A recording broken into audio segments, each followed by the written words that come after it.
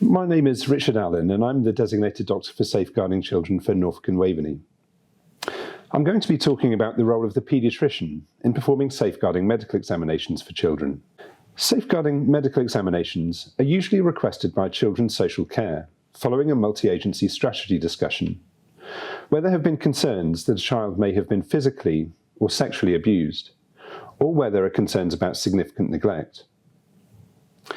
The purpose of the examination is to assess the health and well-being of the child, to arrange further investigations and any medical treatment where necessary, and to establish if there could be any medical evidence of abuse or neglect. Safeguarding medical examinations can be offered to any child between the ages of 0 and 17. However, the focus of this talk concerns medical examinations of infants, by which we mean children below the age of 1 year. Whilst any injury to an infant could be cause for concern, of particular concern is an injury to a non-mobile infant. By non-mobile, we mean a baby who is not yet crawling, cruising around furniture, bottom shuffling, or pulling to stand. We would also be concerned about injuries occurring to any baby under 1 year which is not felt to have a credible explanation. Bruising to infants in either of these scenarios should always be taken very seriously and treated with the same level of concern as many other urgent medical problems. The expectation is that in all cases, an immediate CADS referral would be made, together with a direct referral to the local hospital paediatrician. So why are we concerned about bruises to babies? Well, 1 to 2 children die in the UK each week from abuse or neglect, a figure which unfortunately has been static for more than 20 years. And we know that the risk of death from abuse is highest, in fact 3 times greater than at any other stage in childhood, in the first year of life. Whilst up to 1 in 5 babies who are mobile may have bruising, non-mobile infants have very limited scope to injure themselves.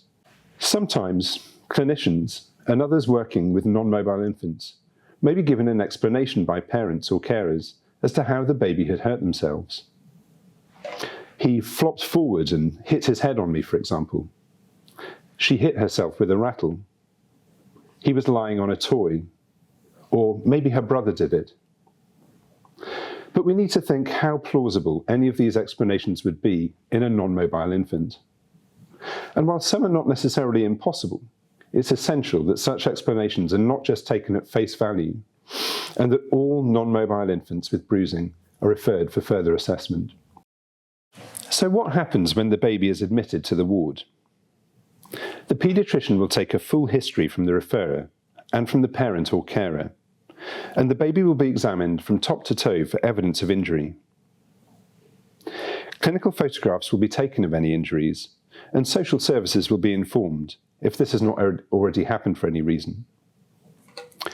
Blood tests will also often be taken to exclude any underlying blood clotting abnormality, which could explain the bruising, and a skeletal survey will also often be undertaken. A skeletal survey is a series of X-rays of all the bones in the body to look for fractures.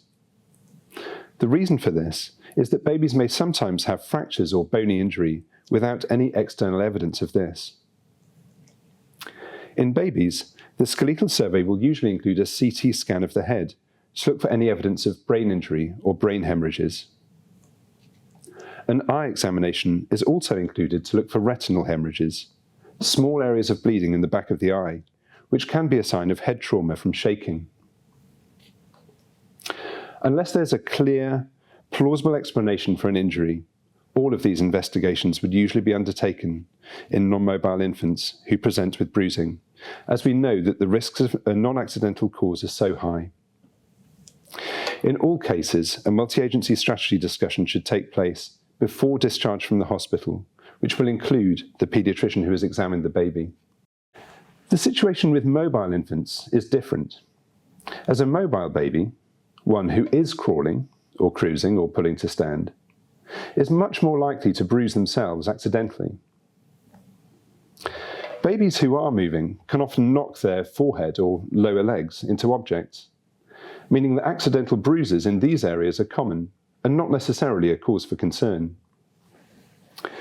But it is important to consider whether the explanation given is plausible and developmentally appropriate. For example, if a parent said that their 11-month-old child had injured their back by doing a forward roll, this would seem very unlikely, as a child of that age is highly unlikely to be able to do a forward roll. If the explanation doesn't seem appropriate, then the baby would normally be admitted for investigation as per the protocol for non-mobile infants. And even if the explanation does seem appropriate, it's still always important to at least consider the possibility of child maltreatment and to consider discussions with a senior colleague or a social worker to help establish the right course of action. There are other factors that can help to determine whether a bruise is likely to be accidental, or whether we should feel concerned about a non-accidental cause. As a general rule, bruising to the soft parts of the body, such as the cheeks or the abdomen, is of more concern than bruising which occurs over bony prominences. Petechiae are tiny dots of bleeding under the skin, as can be seen in the picture here. Bruises with petechiae indicate a high-pressure injury, with a higher likelihood of an inflicted cause. Other factors that indicate a higher likelihood of a non-accidental injury include clusters of bruises, bruises that are of a uniform shape, and injuries that carry the imprint of a hand or fingers, or of an implement used. I've included this illustration to help demonstrate where abusive injuries are more likely to occur. These are represented by the dark grey areas and include the chest and the abdomen, the back of the body, the ears, neck, cheeks, and genital areas. The light grey areas show parts of the body where accidental bruising is more likely: the forehead, the hips, and the shins. The Royal College of Paediatrics and Child Health has some very helpful web pages online which provide the available evidence to help determine the likelihood that a particular injury or injuries have occurred non-accidentally. It's a resource which is used frequently by paediatricians, but it's available to all online, so it may be of interest to anybody who works with children. It's difficult to stress enough how seriously we all need to take injuries that occur to non-mobile babies. I've included this photograph.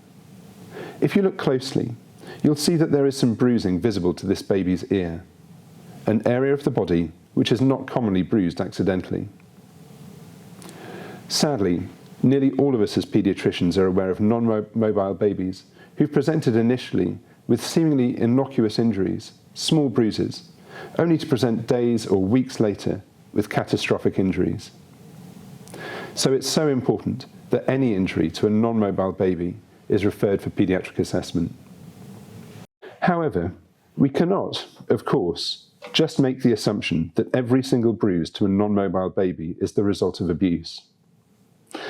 And we must never lose sight of how stressful the whole situation can be for parents and carers whose baby has been found to have a bruise. It's essential that parents are adequately supported.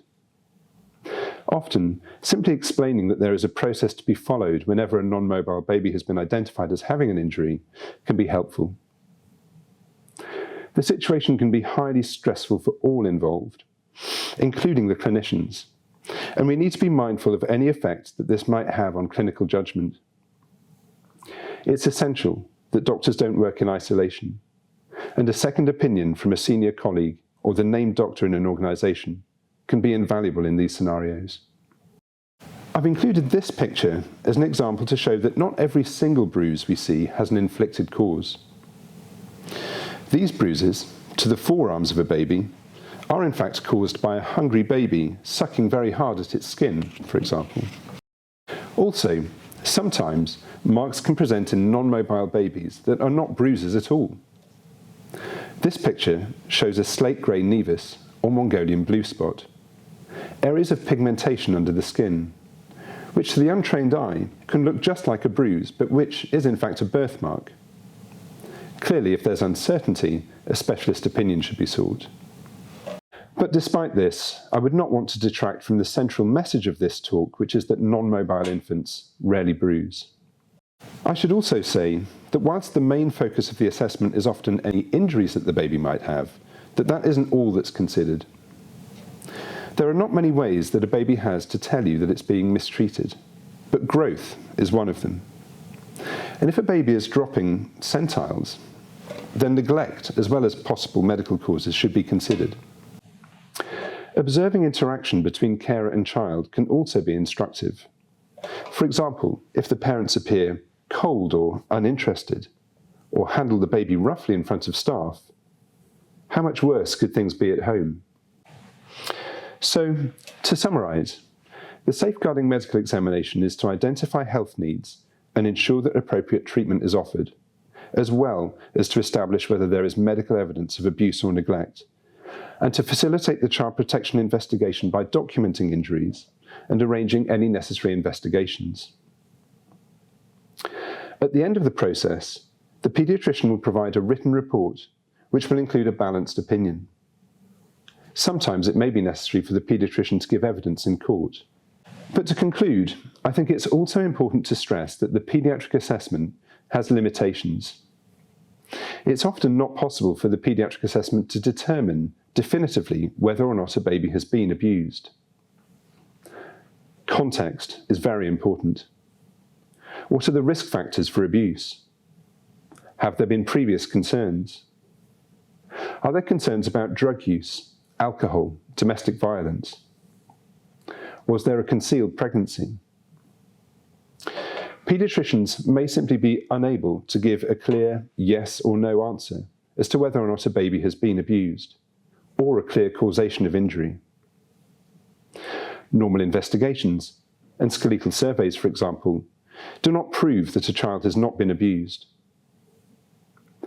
Doctors can give an opinion, but like all of us, they're fallible, and other explanations may exist that have not necessarily been known about or considered. So it's important to remember that whilst the medical examination is an important part of the child protection process, it is only one part of a broader multi-agency assessment.